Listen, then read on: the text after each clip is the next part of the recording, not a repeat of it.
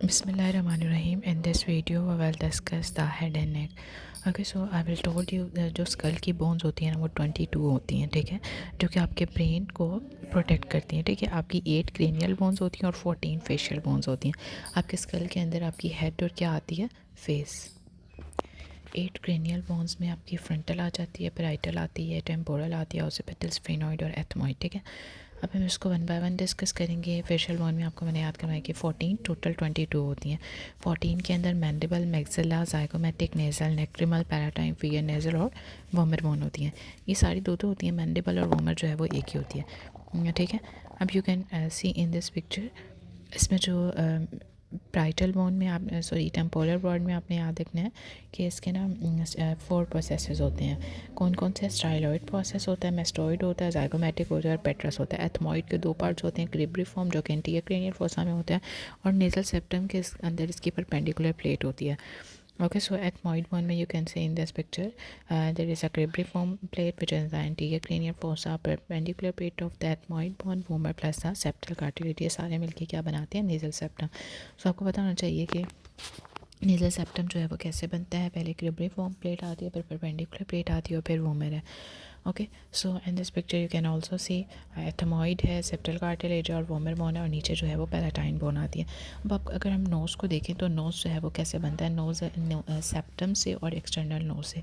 अब जो nasal septum होता है ना वो सेप्टल कार्टिलेज, वोमर और परपेंडिकुलर प्लेट से, जो कि हम ऑलरेडी डिस्कस कर चुके हैं। एक्सटर्नल नोज़ जो है वो मैक्सिला का जो फ्रंटल प्रोसेस होता है उससे बनता है, नेजल कार्टिलेज और नेजल बोन से बनता है। ओके, जो ब्लड सप्लाई है इसकी आपने याद रखनी होती है कि ये मैक्सिलरी आर्टरी होती है और इसमें मोस्ट कॉमन रिस्क होता है एपिस्टेक्सिस का, क्योंकि यहाँ पे रिच एनास्टोमोसिस होता है। कहाँ पे होता है? ये एंट्रो इंफीरियर पार्ट में, ठीक है। जब भी आपने देखो कि ये इसे लिटल्स एरिया भी बोलते हैं। कैसल प्लेच पेक्सिस बनता है यहाँ पे। कैसे बनता है? इसमें एंटीरियर एथमॉइड आर्टरी आती है, पोस्टीरियर एथमॉइड आर्टरी आती है, ठीक है, सुपीरियर लेबियल आर्टरी आती है, ग्रेटर पैलाटाइन आती है और जो है वो स्फीनो पैलाटाइन। सो आपको याद रखने के लिटल्स एरिया जो है वो कैसे बनता है इन सब के एनास्टोमोसिस से।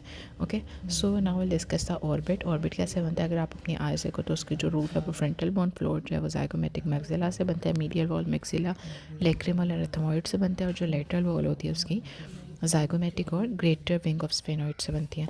अब इसके कंटेंट्स क्या क्या होते हैं? आईबॉल होती है, ऑर्बिट फेशिया होता है, फैट होती है, ऑकुलर मसल्स होते हैं, वेसल्स होते हैं, ठीक है, ऑफ्थैल्मिक आर्टरी, वेन और लिम्फेटिक आते हैं, ठीक है। इसमें लेक्रिमल ग्लैंड्स होते हैं, नर्व्स के अंदर ऑप्टिक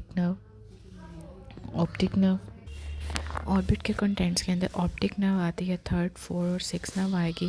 ट्राइजेमिनल की ऑफ्थैल्मिक नर्व ब्रांच होती है और सिंपैथेटिक सप्लाई।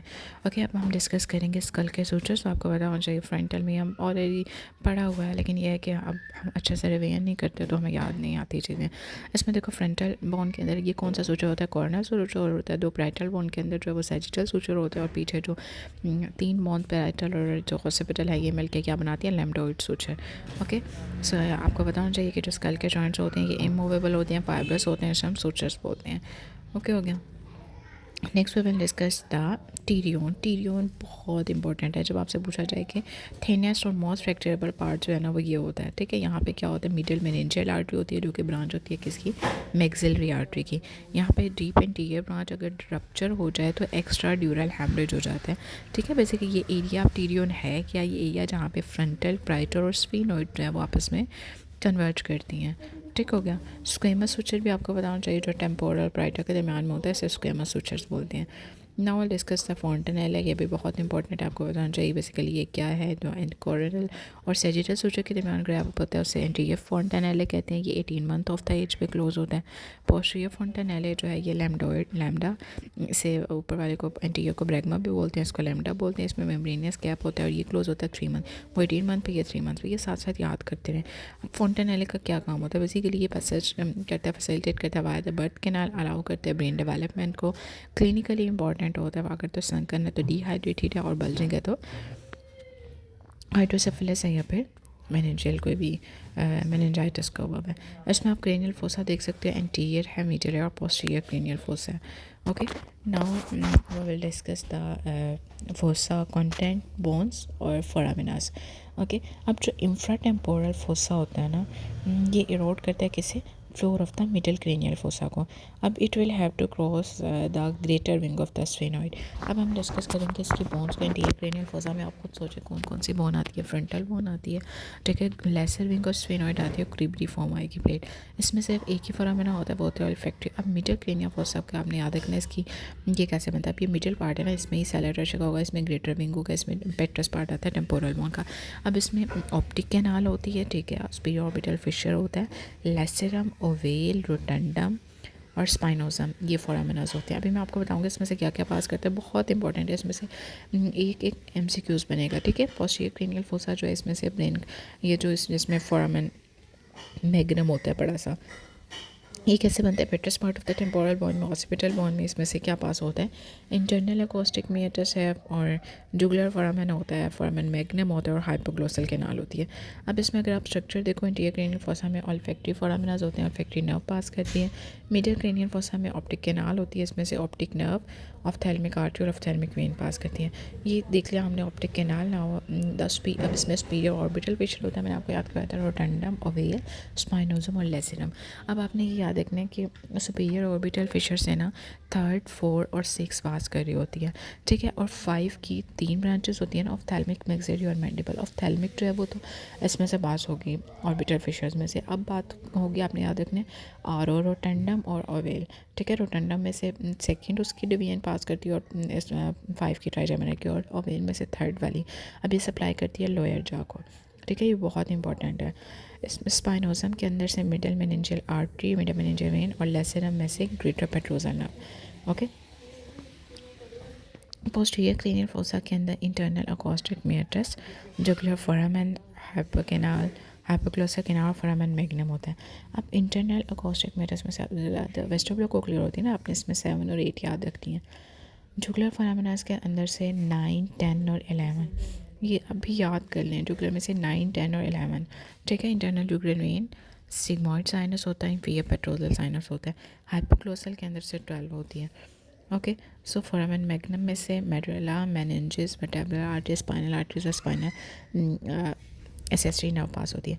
अब इसको आप मुझे बताएं कि जो फोरामेन रोटंडम है उसमें से क्या पास करेगा। जैसे मैंने आपको आर याद करवाया था ना, आर में से V2 और जो ओवेल है उसके अंदर से 3rd उसकी ब्रांच गुजरेगी। स्पाइनोसम में से मेनिंजियल आर्टरी और मेनिंजियल वेन है, ठीक है। लेसरम में ग्रेटर पेट्रोजल नर्व आ जाती है, अकोस्टिक के अंदर 7 और 8 आएगी। जुगुलर फोरामेन में 9, 10 और 11 है और हाइपोग्लोसल कैनाल में 12 होती है। फोरामेन मैग्नम में medulla, meninges, vertebral arteries, spinal arteries होती हैं, ओके। अब जो ट्राइजेमिनल गैंग्लियन है इसकी लोकेशन कहाँ पे होती है। इसमें आपने याद रखना है कि जो एपेक्स होता है petrous part of the temporal bone in the middle cranial fossa में वहाँ पर पड़ा होता है। Nerve that pass via petrous part of the temporal bone. अब इसकी हमसे कुछ आप देख लो कि जो ट्राइजेमिनल नर्व है, मैंने आपने खुद बताना है ट्राइजेमिनल नर्व जो है वो कहाँ से पास करती है। ट्राइजेमिनल 3 है ना, हमने याद किया था। सुपीरियर ऑर्बिटल फिशर है, ठीक है, लेकिन आपने उसने ब्रांच पूछा हुआ है मैंडिबुलर ब्रांच, तो आप मुझे बताओगे। मैंने आपको आर याद करवाया था ना, आर और ओ में से ओवेल में से पास करती है उसकी 3rd वाली ब्रांच। वेगस नर्व कहाँ से पास करती है। अब जुगुलर फोरामिनास में से 3 थे ना, 9, 10 और 11, ठीक है। 9, 10 और 11 हाइपोग्लोसल, वेगस और एसेसरी, तो उन्होंने वेगस नर्व, ठीक है। अब जो कैवर्नस एब्ड्यूसर नर्व पासेस थ्रू था, ये आपने याद रखना है। एब्ड्यूसर नर्व जो है वो कैवर्नस साइनस से भी पास करती है। अब फोरामेन रोटंडम जो है इसमें से मैंने आपको बताया हुआ मैक्सिलरी ब्रांच है। अब फोरामेन स्पाइनोजम में मिडल मेनिंजियल आर्टरी और वेन थी, ठीक है। उसके बाद जो जुगुलर फोरामिनस के अंदर से आपको पता है कि एसेसरी नर्व पास करती है। Lying below the foramen cause lower part already discuss nerve in the foramen ovale damage nerve supply which lower face accessory meningeal artery enters through the foramen is the कौन से foramen में से पास कर रही होती है, ओवेल के अंदर से, ओके। फोरामेन ओवेल के अंदर से एसेसरी मेनिंजियल आर्टरी याद रखनी है, ये एसेसरी मेनिंजियल आर्टरी और 3rd, okay. If you have any question about this you can ask me in the comment section. Okay, Allah Hafiz.